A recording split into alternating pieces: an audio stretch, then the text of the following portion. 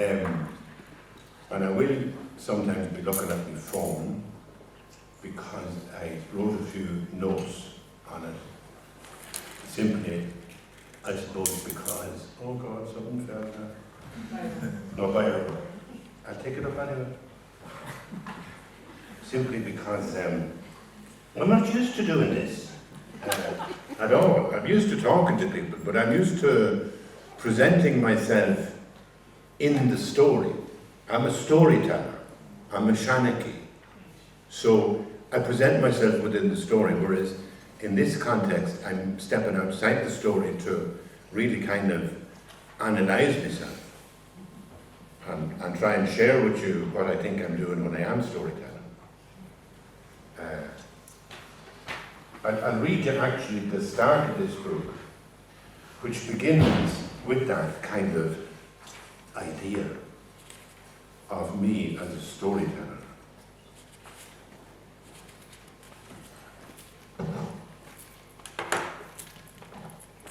I was a storyteller originally.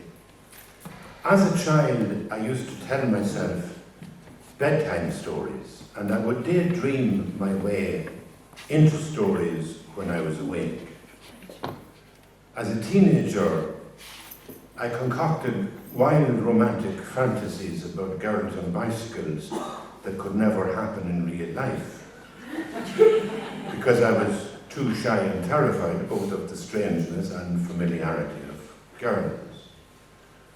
But stories and fantasies kept loneliness at bay. I could imagine being with girls.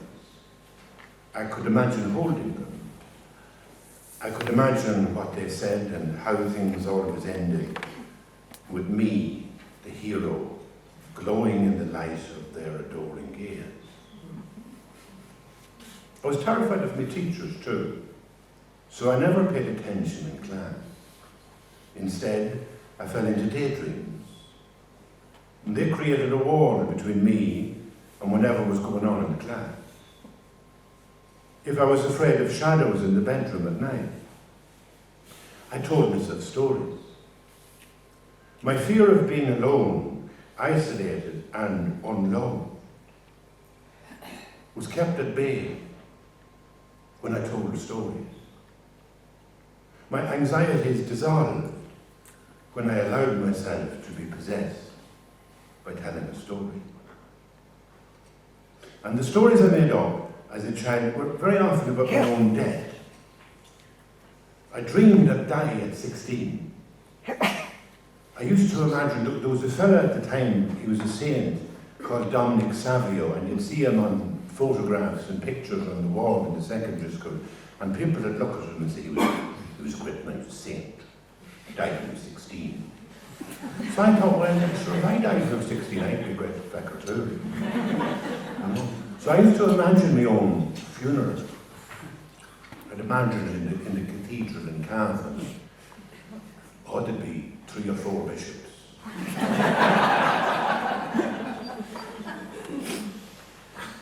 There'd be the president would arrive, you know. The hero would be buried. They'd be taking the coffin, be wheeling it out, you know, on the trolley to the back door of the cathedral and then into the hearse. And the hearse would be going down the avenue into Cavan Town. And all the Loretta girls would be there as a guard of honour, lined on either side with little flowers. So, and I'd be in the coffin thinking, oh, me Jesus, he's like me now.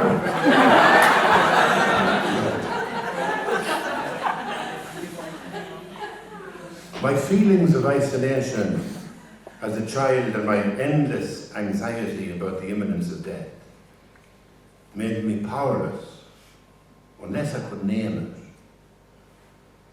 But when I daydreamed or invented some narrative about accomplishing heroic deeds or fighting for the poor or dying in a hail of bullets, maybe like the cowboys in the black and white television set, and being honoured with military honours, and some beautiful young girl singing the streets of Laredo as they lowered my coffin into the ground, it was a way of protecting myself from the unease of being an unlettered nobody who was stupid terrified of his teachers and enduring a constant state of anxiety. So you can see why I ended up in therapy. Wasn't well from the beginning. Not well. And you go to the therapist when you have your crash, your breakdown, or you realise life is short, whatever. And you go to the therapist, and the therapist expects you to tell him stories. Or her.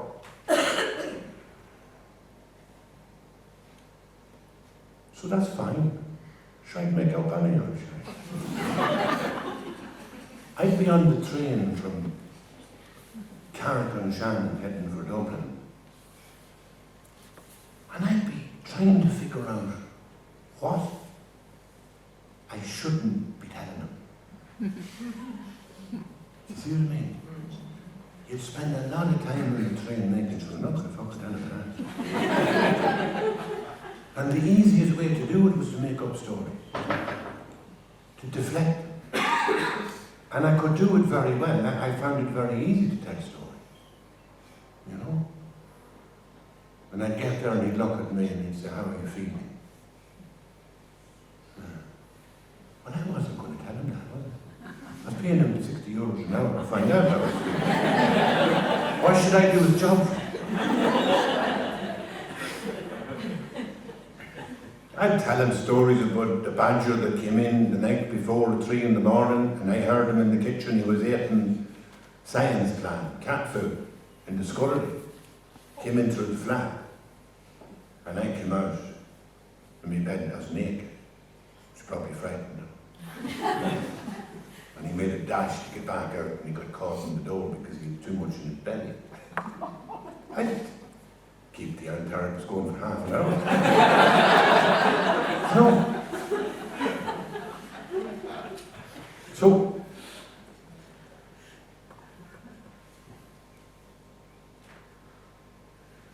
in the book on Tuesdays I'm a Buddhist, I try to talk about storytelling and how I make up stories for the therapist because I'm a storyteller. And in the end of this book, I start telling two stories about religion, about Christianity. Because what I was discovering in therapy after a couple of years was that therapy is very effective. I found it very helpful in my life, and I just know so many people who have also found it helpful in loneliness and depression and all the rest of it.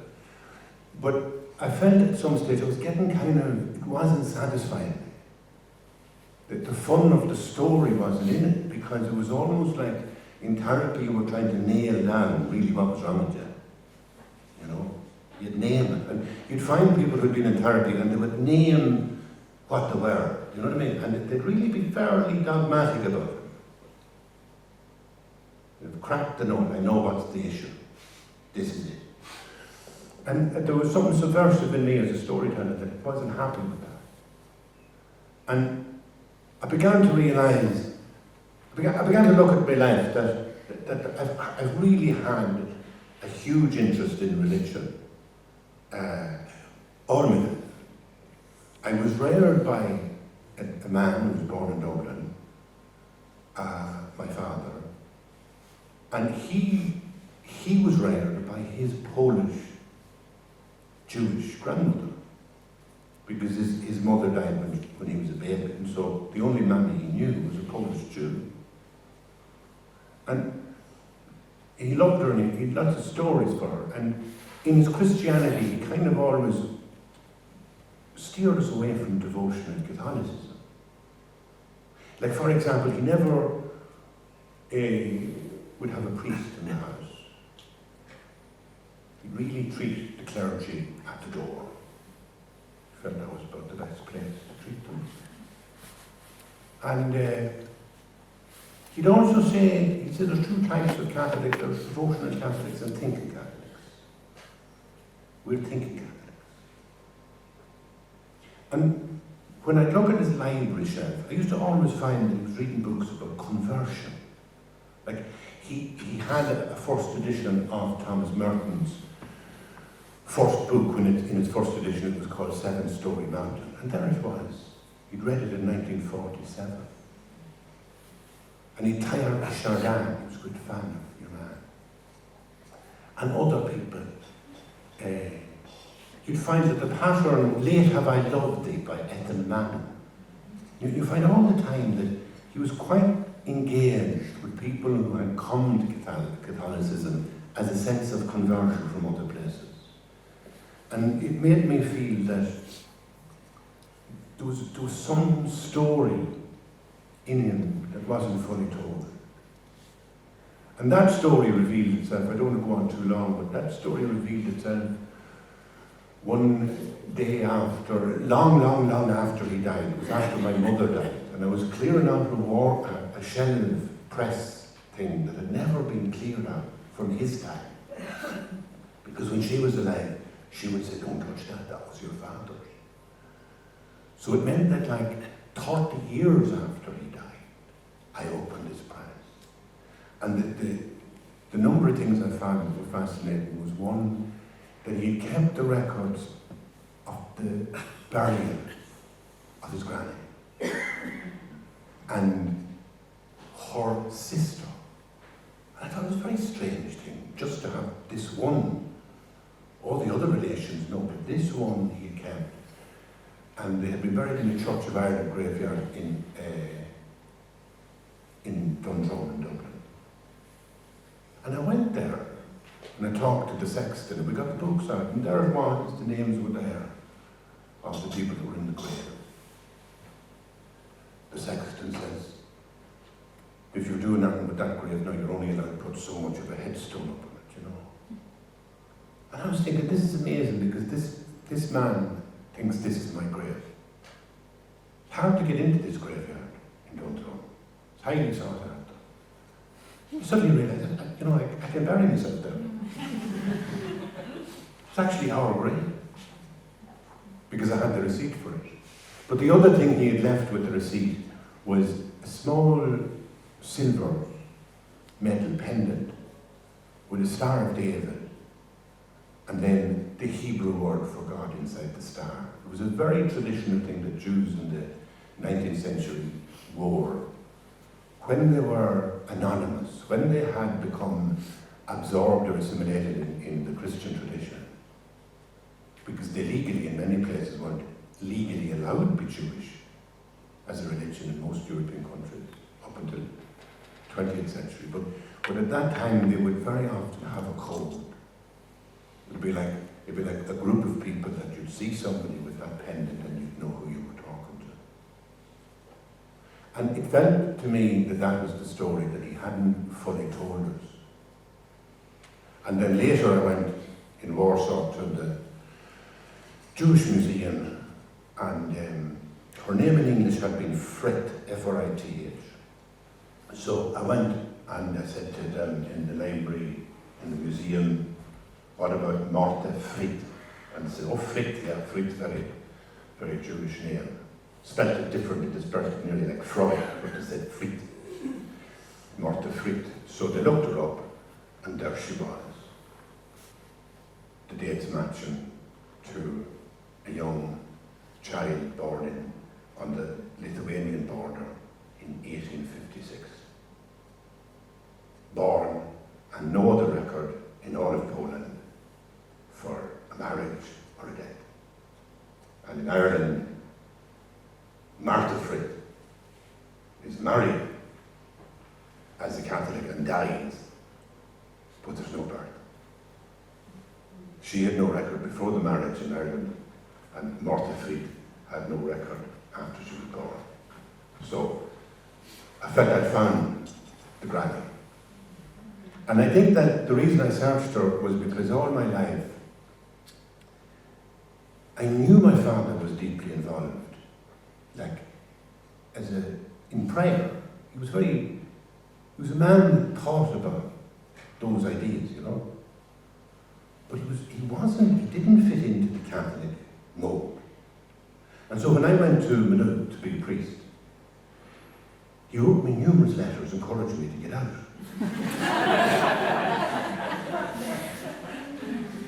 He wrote numerous. On my first year in Maynooth, there was a series of letters used to come with cuttings from the newspapers advertising jobs in the civil service.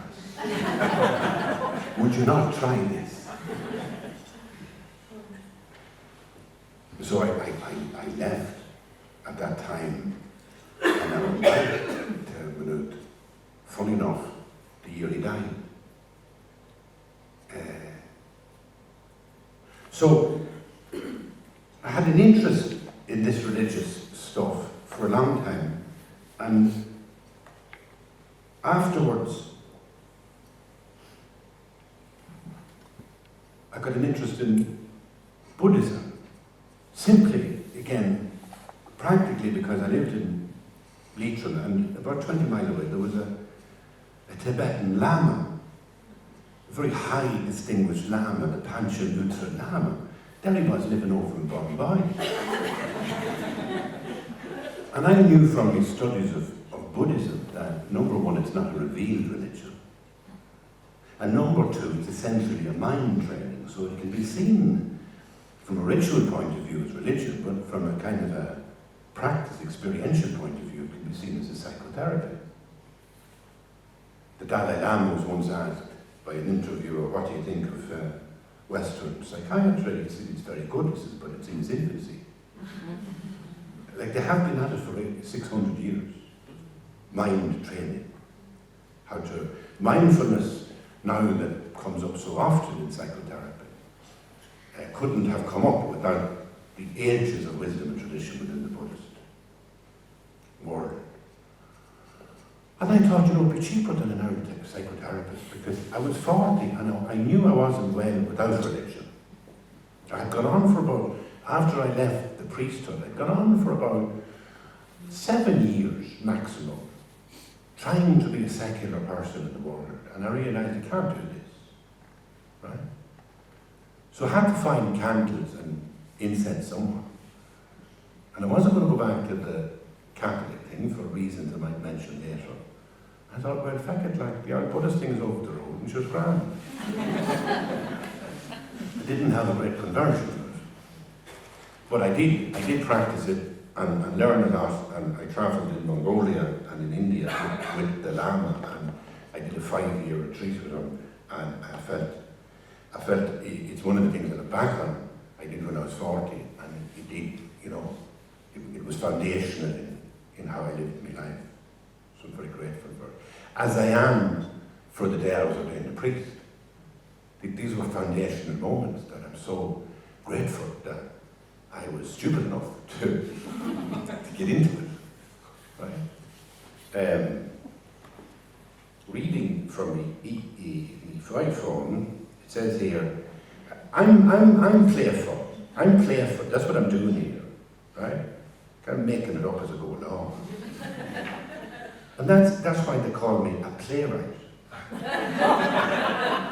You see, that's what a playwright is. It's not an intellectual. A playwright is playful. And it's spelled, people think it's P-L-A-Y-W-R-I-T, but in actual fact, that's not a playwright. A playwright is P-L-A-Y-W-R-I-G-H-T. It's a different word. It doesn't mean this at all. A shipwright is somebody who physically bends the wood and makes the ship. Somebody who makes wrought iron is an ironwright. W-R-I-G-H-T. A playwright is somebody who plays. People say to me, I now just kind of talk off the top of my head, people say, why, you're not writing any more plays? No, well, I'm not writing them, I'm fucking having plays all the time. This is a play. Western culture has got so dogmatic in its kind of logic and sense of realism that offends some people. I could be at a dinner table in very posh areas of Dublin 15, 20 years ago, and they'd get annoyed with me. be in the middle of a conversation. They'd say, Michael, you're only conning. And I said, of course I'm only conning. What the fuck do you expect me to be doing? I'm a playwright. That's what I do. But you don't believe what you're saying. Of course I don't believe what I'm saying. Why? Stupid idea. To believe what you're saying. And that's why therapy has only limited value. Because you can sometimes meet somebody who's come out of therapy and they have developed a kind of clenched fist around what they've discovered about themselves. Right? They've nailed down who they are. They've done, a test to say, I'm an introvert, actually. They know it. And they'll probably tell you what you are as well. I don't think that's a problem. I think it's a very good thing that there are therapists all over the country, and that every GP in the country would probably have 3 phone numbers for 3 therapists. Because I think in the past 30 years we went through a lot of digging in Ireland. Digging. Literally and metaphorically. And I'd say they'll be digging for another 10 years in June.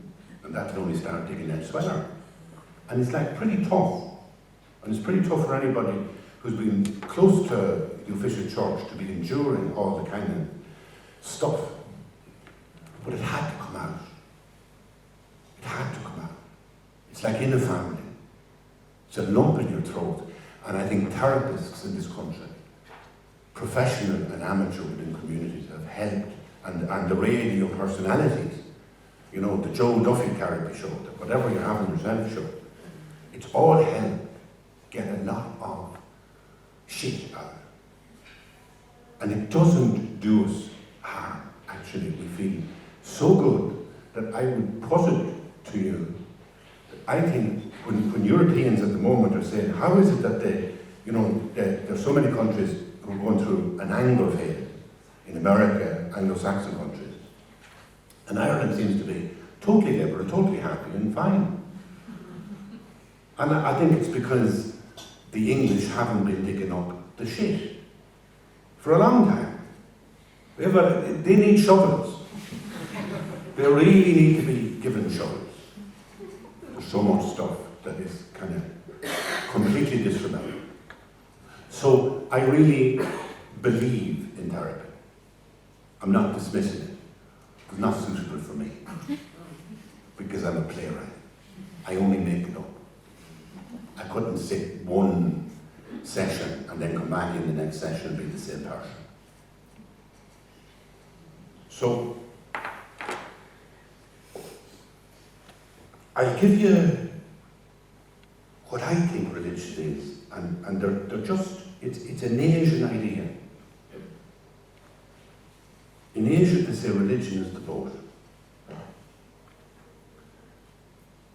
You don't go around with the boat on your head.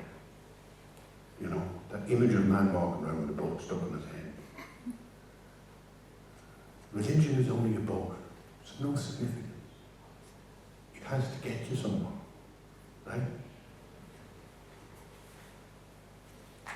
Another idea, it's an extension of that, it's in the same Japanese story, that religion is like 2 men in a boat, the old wise man and the young boy. And they're out in the middle of the lake, and there's a full moon, and the old man looks up, and he says, look. And the young man follows his finger, and he sees the moon. And it's the most beautiful moment in his life for the boy. Religion is not the moon. It's only the finger. It's not important. Religion is completely unimportant. Unless it functions as a boat or as a finger. Unless you can say, look, see the way I use religion to get me somewhere. Oh, that's okay. Then leave the fucking boat alone. Never. So I didn't leave Christianity because I lost my faith. In fact, I wrote to my bishop at the time saying that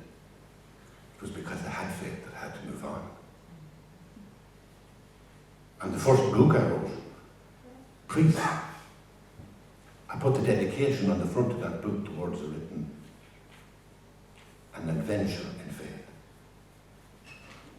It wasn't a criticism of the church, it was a moving forward in my faith. To admit there was a lot of shit there. So, I think that to me has driven me through my life, those ideas. That religion is something you use. It's the finger. But the moon is the experience. It's completely different. There's no comparison between your finger and the moon, but the moon is the experience, and it's there to be experienced. This Asian way of doing things attracted me in the beginning because in the 70s, the 1970s, it seemed that Catholicism was becoming contingent. Catholicism was opening to the idea of its own limitations, linguistically. It was beginning to wake up to the ideas of Wittgenstein and other philosophers who said that, Karl Popper, that truth is true as far as it goes. It has a contingency built into it, which is actually its elasticity and beauty. It's the only reason we can make laws, because language is elastic. And it seemed that after a kind of a century of being really obstinate about modernism, it seemed like Catholicism was opening up in that way. And then, for me, the two great obstacles were, one, humanity. I mean, humanity is an extraordinary, I think, mistake. It's this astonishing moment where, despite everything from all sides of opinion and individual things, with pride, you're telling me that contraceptives is okay? Do you realize what you're saying to me? You're telling me the Protestants figured that out in 1930 and we're going to figure it out in 1968? The Holy Spirit came to them first. Are you joking? Get that report off my desk. Nothing changes. And that single thing has, just as the church lost the working classes in Europe in the 19th century so completely, they lost the women in the 20th century, the second half of it. Because it became then a knock-on effect where you began to fetishize the sacred rather than embrace it or encounter it or live with it in the contingent world that is the only world we know.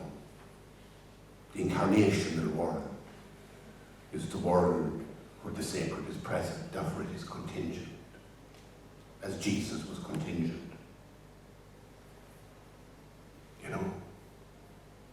So that was one great obstacle for me. And the other would have been the closing down of liberation theology. This was a big movement and it was closed down by the Polish Pope. With fury and with a lot of firmness. People were broken by it. Theologians were damaged. Lives were hurt. Because there was a merciless exclusion of these ideas. And the argument was given that it was Marxist.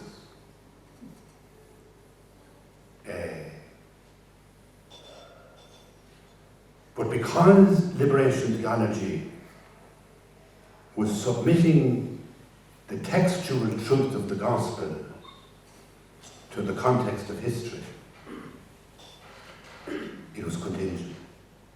That's really where its potential was. Not that we were all going to turn into Marxists, but we would have turned into storytellers. Because once you started saying, let's read the gospel within the context of this little, barrio in Brazil, you've already admitted that the incarnational mystery always is incarnational. It's always contingent. What is it saying to me here? Right?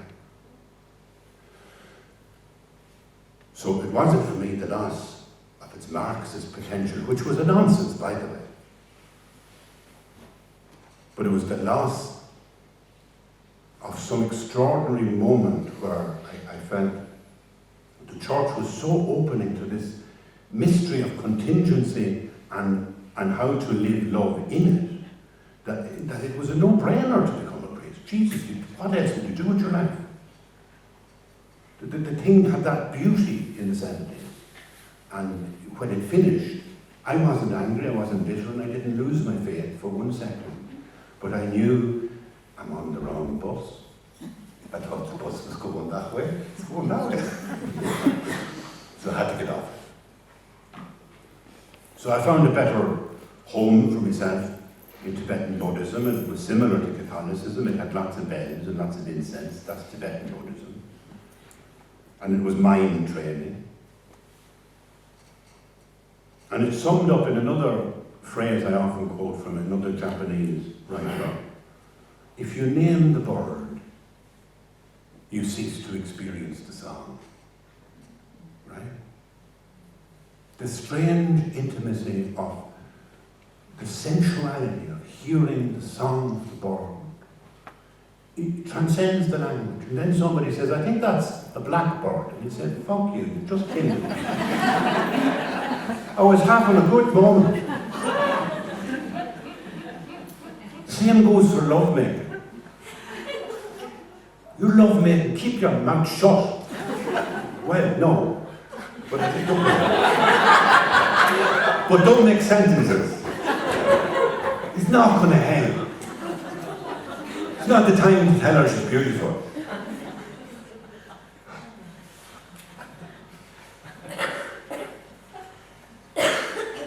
Catholicism today, for me, is essentially now, it has become a relic of medieval philosophy. Just a relic. It's a husk. It's the empty tomb, in fact. Somebody needs to say, he's gone, by the way. You know, he's not here. And it clings to the language, particularly of substance.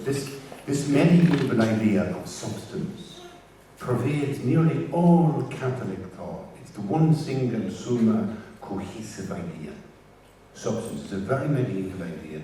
And it has no space in the world we live in unless it is translated into the words that mean the same thing now.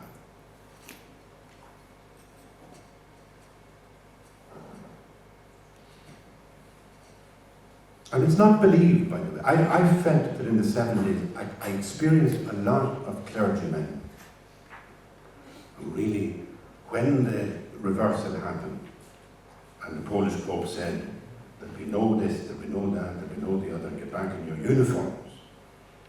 This is a perfect church. I used to meet them, and I knew they didn't believe what they were saying. Not a fucking word. I'm sorry. Bishops, I met. I was horrified by them.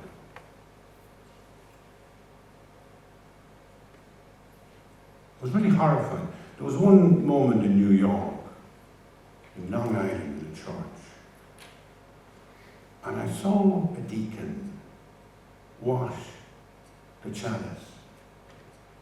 in the sink before it was empty. Right? And I wrote that image in a play in the late 80s.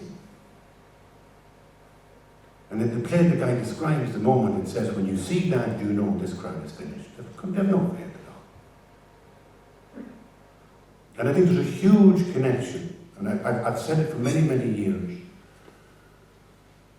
between the loss of faith, the hitching of the wagon to a medieval philosophy that young men did not believe. See, if you're divided there, you'll have a lot of abuse, including sexual abuse. People say, why was there this spike in sexual abuse in the early 80s? Mystery, isn't it? It's no mystery to me, my friend.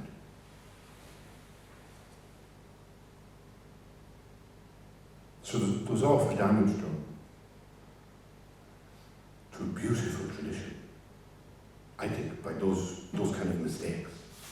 A failure of faith and a clinging to the husk of medieval authority, patriarchy and philosophy. And that was never Christianity. And it's not Christianity now.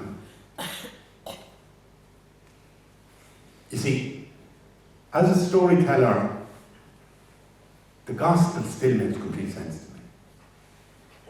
I love it. And I'll read you two pieces that come at the end of this. At the end of this book, on Tuesdays I'm a Buddhist, and I'm talking in it about how Buddhism became for me an alternative to Christianity, but also how therapy became a way of living in the world. And then, ultimately, in the past 7 or 8 years, I have begun to find my heart open as much as it ever was to the beauty of the Christian story. So I'm not governed of that shock. I love it. I love it. And maybe I won't read it for you, but I'll just describe it briefly because it's a picture now reading the second thing. But I took the chalice that I was ordained with, and it was like I kept it all my life. And even though I was practicing Buddhism in my studio in Leitrim, so studio is a shed that you put in double glazed windows and you call it a studio. It's the shed at the back of the house. And I'm in there meditating away for 20 years, right? Fucking all this crack. I'm not good at it, but... And I have me shrine with like any amount of Buddhas, male and female. Right, that gives me about 5 or 10 minutes, and then I let it go. And I have all this Buddhist stuff. And then, by accident, the lady wife, who's a sculptor, spent about 9 months making one single icon in Warsaw Museum, for the museum. And she was learning all this medieval craft of how to do icons. And she brought me home an icon, and she gave me the icon. It was a summer's evening in 2016. And I was thinking, Jesus, it's beautiful, you know, but like, would you give a bottle of vodka to a dry alcoholic? You know? I got rid of that stuff. And yet it was beautiful. And I couldn't use it like an art object. So I said to her, well, I'm going to use it. It's like if you gave me an iPhone, I'd use it. If you give me an icon, I'm going to use it. I'm not going to fucking look at it. Right? So I put it on the wall. I didn't put it on the wall. I put it in a bookcase in my studio, which is now like a kind of a place for icons. And I got so deeply involved in it that one day there was a fellow came to visit me, an old friend from Bolivia, and he looked at it. It had become, because like I put a chalice in there. The chalice was up in the attic. I found it mounted and I cleaned it up and I put it.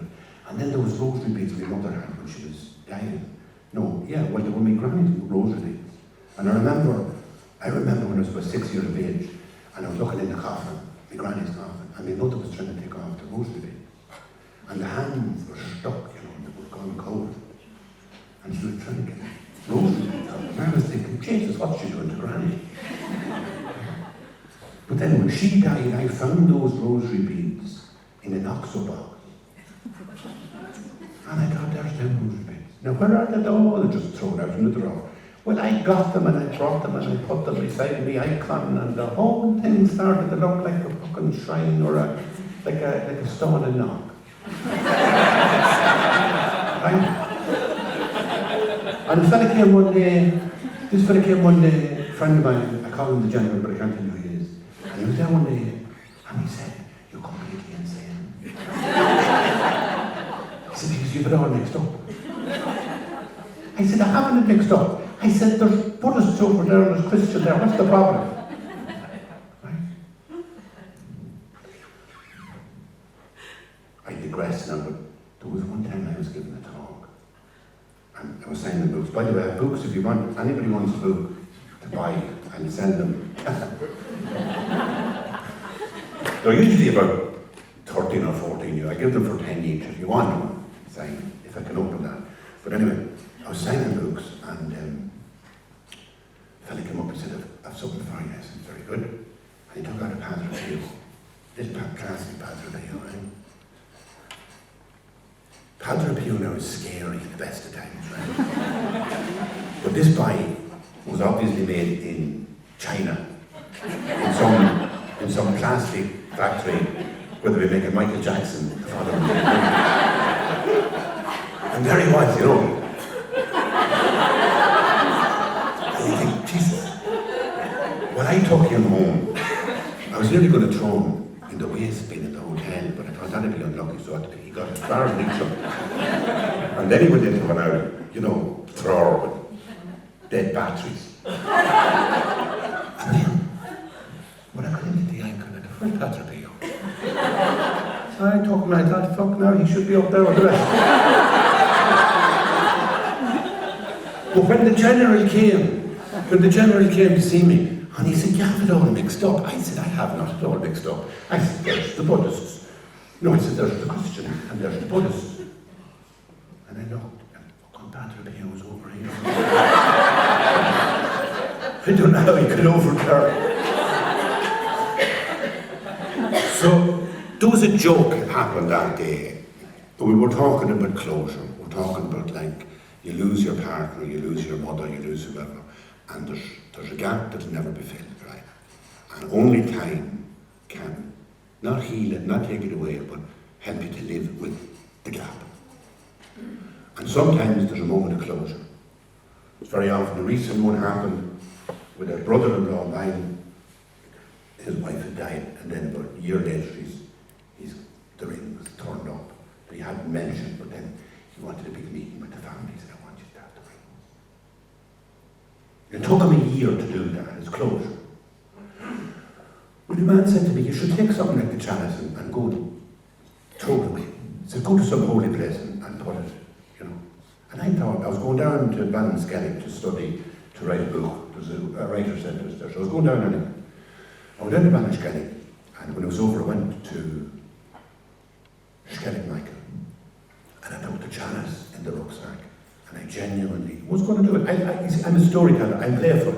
I'll do kind of anything, right?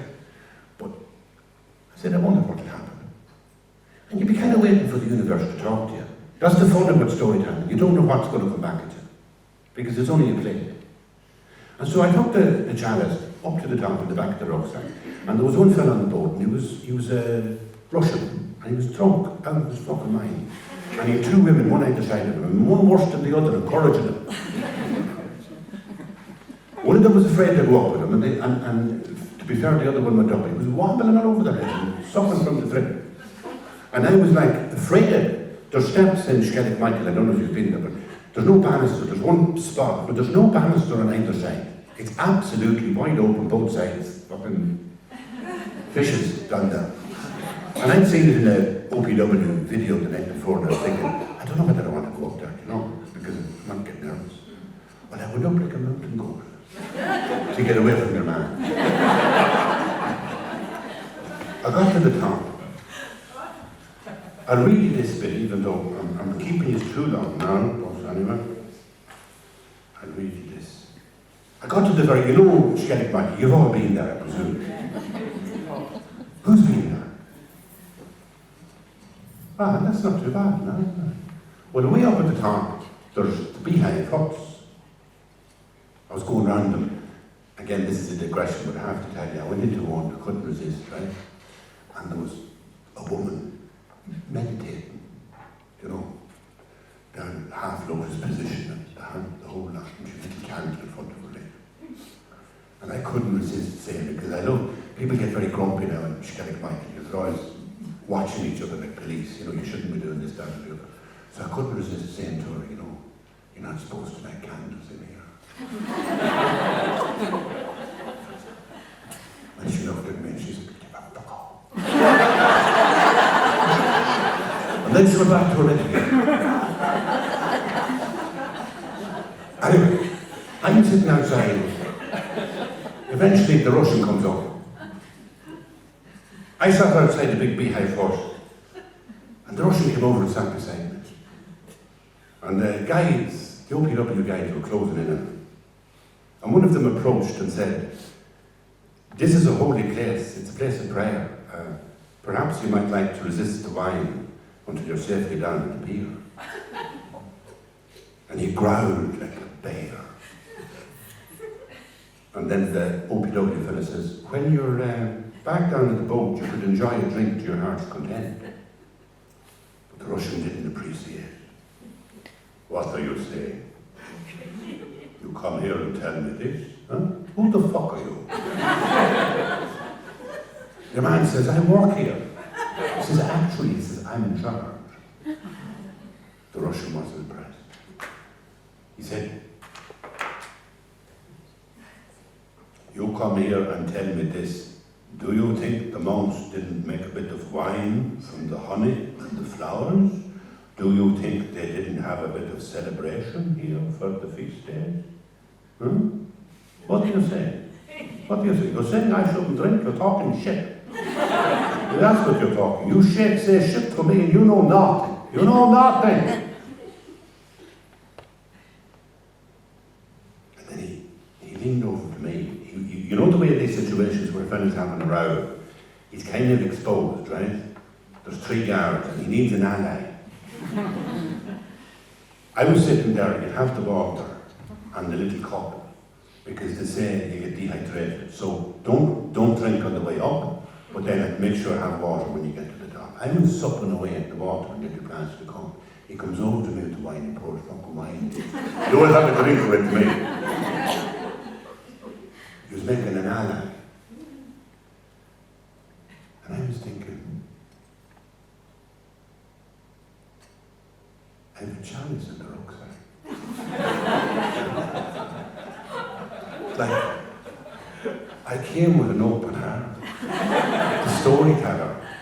I do this thing and see what happens. I think this fucking universe is starting to talk back to me. And what really convinced me was when we took out a big long sandwich of bread and said, "You will have some sandwich with me." I'm sitting there with bread and wine on the top of Skellig Mike. I come to throw out the chalice. And I says to myself, I think I'll take the chalice home with me. I came with the intention of throwing it away, a final ritual of farewell to all that magic. And yet here I was with a paper cup of wine, and I couldn't resist turning my heart around and going in the opposite direction, because that's where the story was leading me. And I don't believe in any truth. I just followed the story.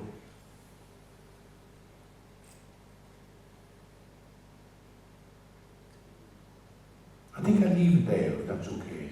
And we'll have a few questions. How are you doing? You're worn out.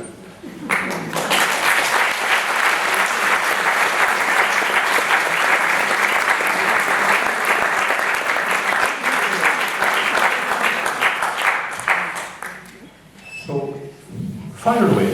Ask me or talk or whatever you want. I'm just wondering, is this on? Yeah. Okay. Any questions? Maybe if we take a second to turn to the person beside you and just, does anything come up from what Michael has said? And then we'll come back to questions in a second. The storytelling was wonderful. Thank you so much, Michael.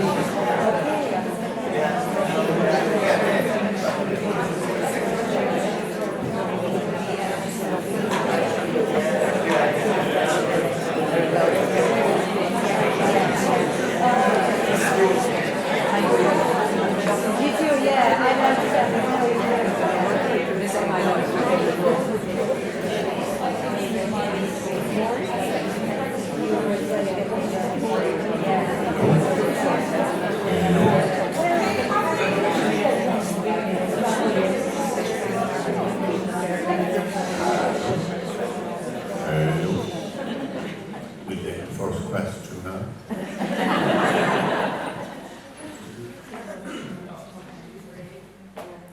Our microphone is not working on the frequency, so after all that, we just have to project our voices. I'll repeat any question.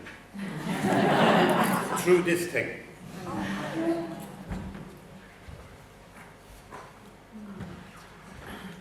Yeah. At what stage, do we leave the gospel? The gospel is simple. If you have 2 courts, give away one. And that's kind of, in today's world, people say that's a bit mad now. And people say, do you want to get a new court? And that you realize that thousands is and we became very much, and I was looking at a book last night, the opening of St. Munchin's College back in 1962, and my mammy sent me there as a boarder. And the main picture, they were all bishops with their lovely regalia. And to me it was miles away from the people of down the road who were poor.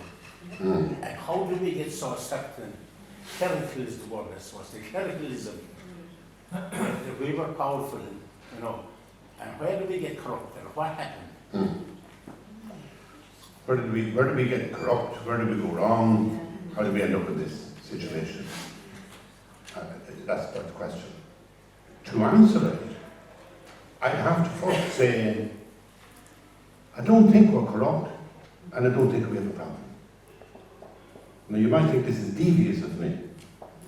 Like again, I'm like an eel, I'm slipping out of the reeds to somewhere else. But you see, what I'm trying to say all the time is that truth is true as far as it goes, and that the presence of whatever you want to call it lives incarnates in the contingent.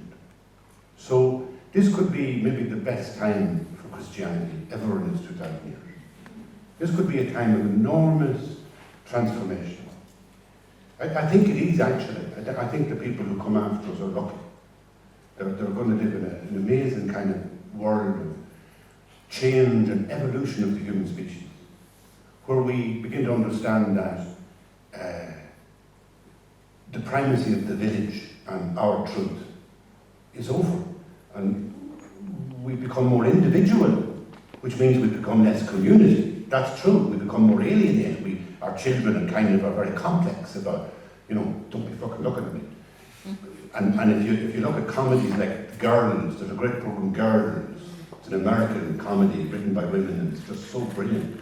But every single 6 episodes over 5 years, that's 30 episodes, every single sexual act is a disaster, and a comic disaster. And it's a wonderful, Lena Dunham is the woman who wrote it. It's a wonderful meditation on how linguistically tied we've got to headlocked ideas, and that it's harder and harder for us to live communally, right?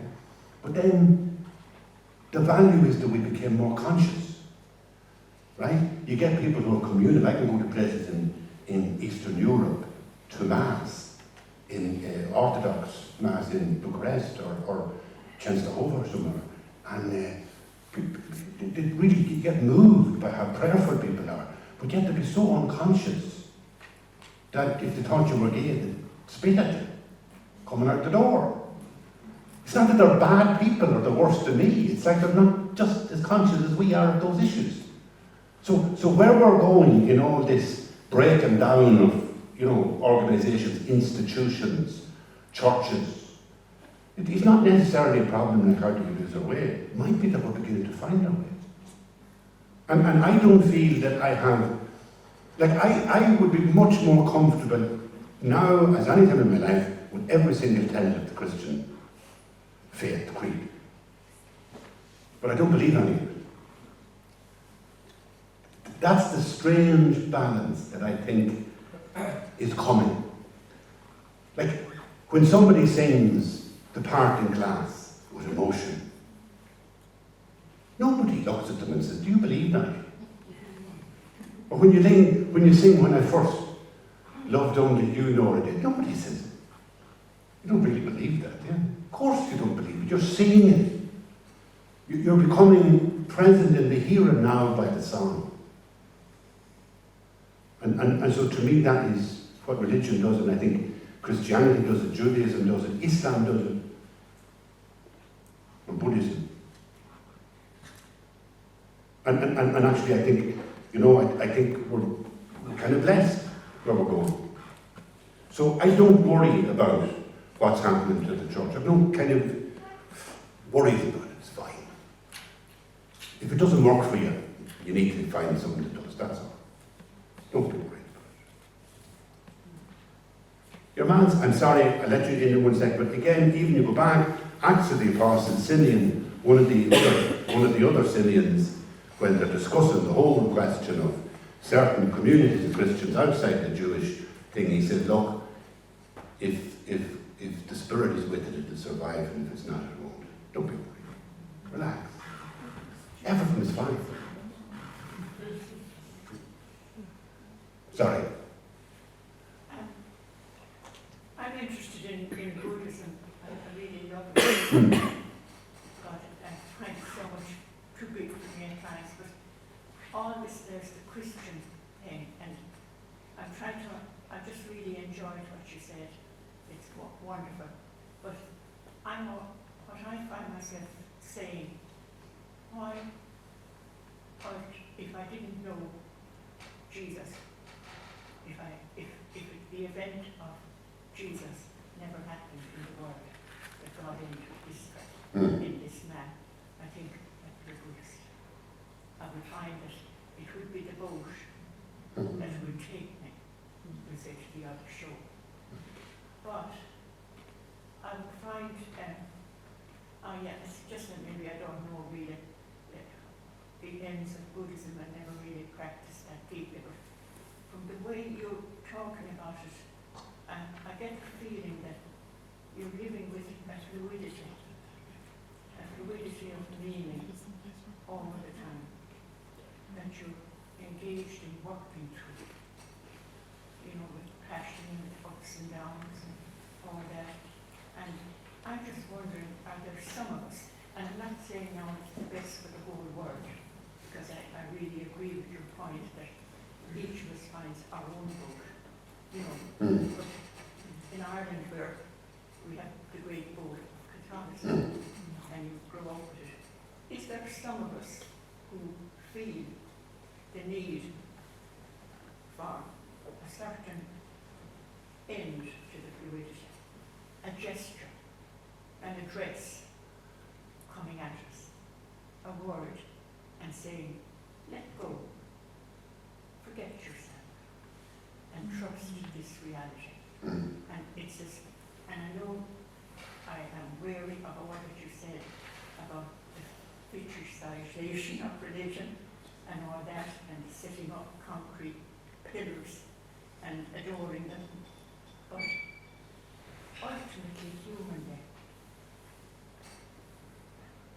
do we need deeply to be addressed by the presence in a way that if one finally comes to more conversion and with more prayer, we begin to realize, really, it's joy. This is the way it is. I need that address. That I'm not living as fluidity, with pure fluidity on my shoulders all the time. You get what I'm saying? It's just a balance, I think. Yeah. I think it's just a balance. If you name the bird, you cease to experience the song. But you still name the bird. That the strange thing about storytelling and the playfulness of the playwright is that I'm always naming the bird. Yeah. but with the fun of saying, and remember it's not true. And in the Heart Sutra, a great Buddhist text, in the Heart Sutra, it says the core teaching is this.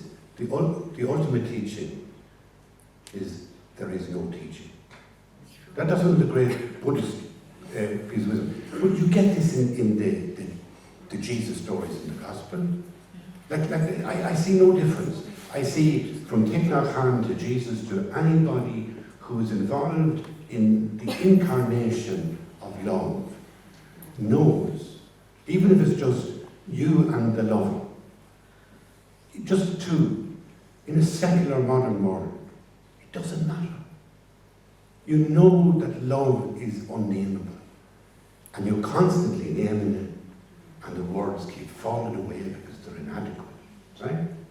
So that's simple, and that's, you can come at that on 5 different boats. In the 5 major religions, there may be 5,000 other smaller boats, right? Doesn't matter.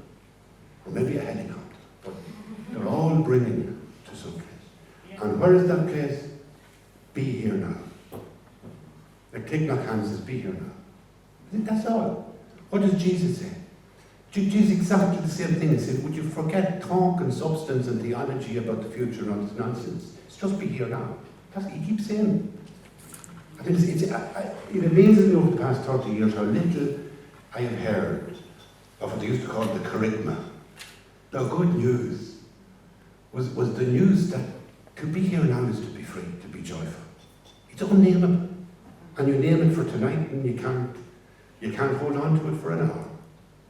You say, how did I feel that an hour ago? It is gone. Because it's strange. And yet it comes and it comes and it comes. And there's not enough, or the actual wisdom of what Jesus was saying. Jesus became, again, like the moon. Jesus wasn't the moon. He kept saying, I'm not the moon. I'm only showing the way. It's not taken seriously, that wisdom. And how similar it is to wisdom in Islam, in Judaism, in every other religion, is to be free, to be at peace. If the therapist tells you to be mindful and do mindfulness, they're doing exactly the same. You're coming into the same presence. You're here now. Yeah. Oh, you weren't here for Lazarus' funeral. You're now bollocks. Yeah, well, sure, he'll fucking rise again, won't he? Yeah. And the last, no, now. Here now. It's all here. I am now resurrected. It's all now. And again, that's a poetic story. It's a mythic story. There's no need to kind of have a sort of Victorian hissy fit because the idea of Lazarus coming out of the grave is stupid. Of course it's stupid if you're Dawkins. And I believe every word that Dawkins said is true, and I believe that the modernist philosophers like him, what they're doing is they're deconstructing metaphysics, which is really needed. It's terribly badly needed. And the really interesting thing about Asian Buddhist traditions is there is no metaphysics. Like, we go around with this word metaphysics, like, what? The atom that's not the atom. But you've caught on with yourself. The universe is the universe. It is. Breathe it. Be it. Allow.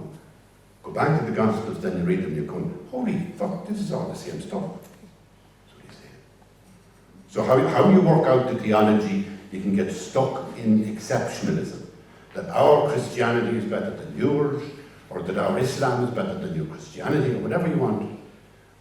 I don't think that's really where we're going. I think that's looking at a side that could give you despondency. I think that where things are going is an extraordinary openness in humanism, in philosophy, in modernism, and in religion, and in science. There's a great sense of awakening. Yeah. Just to say, I think we all did totally love your Eucharistic feast with the drum crushing at the top of Skellig Vickle. And it strikes me that, you kind of drew the conclusion from that, obviously it was a wonderful moment. We all responded spontaneously to it, as you did in that moment. And what you said about it was, Well, I follow the story. And the story was that moment of being surprised by life, really, of being visited by an experience that was bigger than you, that you saw by going there with your chalice, etc., but you couldn't have manufactured it if you had tried to choreograph it from time immemorial. But what strikes me is that when you say you followed the story, how different is what you mean than what the disciples were doing, for instance, or what the followers of any of the first movement of an experience of something that is what we have to call God is. Do you know what I mean? That like it's that spirit of something that feels larger than yourself. And like, you know, just that distinction between dogma and experience, really. And isn't that where the terrible division that caused religion to do us all so much harm lies, is in all the dogmatic stuff that has taken us away from our own connection with the divine, which is what you met on the mountain in Skellig. It's not even, I think, it's only my opinion, but it's not even like what brought us away, right? There is no, again, in Buddhist thought, there is no differentiation. So it seems to me that it is not that we need to get away from all the dogma. We just need to stop gripping it like it was a stick we might be able to beat somebody with. Because that's unconscious. Now, my openness to the story in my life and on the top of Skellig is what Carl Jung would call serendipity. That if you're open to St. Bridget minding you, she actually will. But if you grip that like you believe it like as a literal truth to bait somebody else with, you've missed the whole point, because it's like everything in Jungian analysis, everything in Christian spirituality is about opening your hands, living like this. Marie-Louise von Franz, she's a great, I think she's dead now, she's a great interpreter of Jung, but she used to say, nowadays we live like this, but we must try to live like this. Right? If you do that even physically, you can feel it. Go home and do that in front of an icon, and you'll feel better for the evening. How's that? It's not to do with dogma. It's the grip. I have an image of like a holy picture. We call a holy picture at the fair in Tralee 40 years ago. A holy picture on the window of the car, right? It's Mary, the mother of Jesus. I don't believe in it, though. But I use it as if I believed it. And I find that it's a great two little words to step into the world where you're free of this metaphysical husk, medieval gobbledygook. It's all based on the grip. It's all based on like finally having a conversation with a Catholic or a Protestant. But what do you believe? Like, will we be, like it doesn't matter what you believe actually. It is how, it doesn't matter what boat you're in, there's a use of it that's a lightness. And so, because I don't believe in the Nicene Creed, I can say it from my heart. And I find I feel better if I do.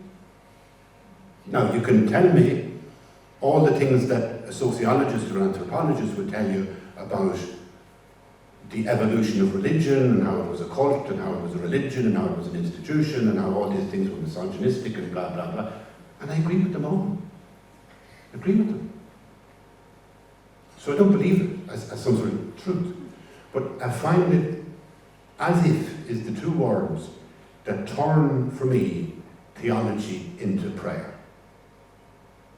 It's completely different entry. If you try to believe it, you kind of intellectually, I believe this. This is like theology. There's a great book, the Philocanians. It's the whole collection of the early Christians in the deserts. And it's astonishing, the complexity of the stuff in it and the colourfulness of angels and visions and all the rest of it. But it's all done as if. And I suspect that those monks and nuns that were in Limerick. There's a great one here. What's her name? Like an ancient early Christian saint. Is it Ita? Yeah. There's some great, amazing people. They were really there. They were really there. And the stuff that they taught in their books is very colourful. So if you're still stuck with this kind of idea of belief, then of course you don't listen to them or read them because it doesn't work. But if you just read them as stories to bring you into the present moment, you realise maybe that's what they were doing 1500 years ago. You know? We take one or two more. And we're keeping this not too long, yeah. I just want to ask, how do we, when the Gospels were written and Jesus was among his people, we never had this kind of established church. So how did we get out of that frame of mind into a very structured sort of church that we now, I have come through, lots of us have. Well, it's human. Yeah. It's human. And remember, there was a structured church. Judaism was a structured church. And remember that Jesus was a Jew. This was a Jewish movement. So then it broke away. So it's human. I find a huge interest in the Orthodox tradition. And I find that 800 or 500 years from 500 to 1000 in Ireland, the Celtic saints, they're all revered in the Orthodox Church. So it's extraordinary to go to Eastern European monasteries and find that they revere Patrick and Colin Killian Bridget. And they broke off, they had a row. It's going to happen again as well. So you're arguing about the boat doesn't mean the moon doesn't exist. You're always going to have rows in religion. And you're not going to have wars in religion because it's so important.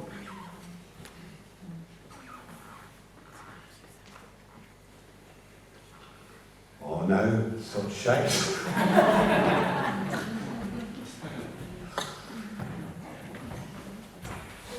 I'm trying to close the evening there, but I want to say a word of thanks, Michael.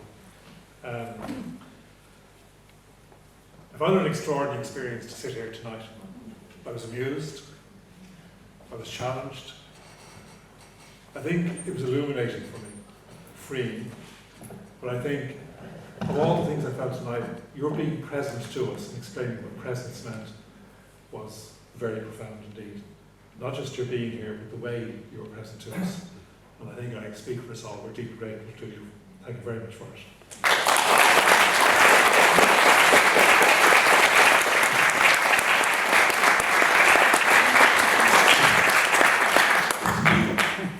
It's been a privilege, it's been a joy, it's been lovely having the moment together.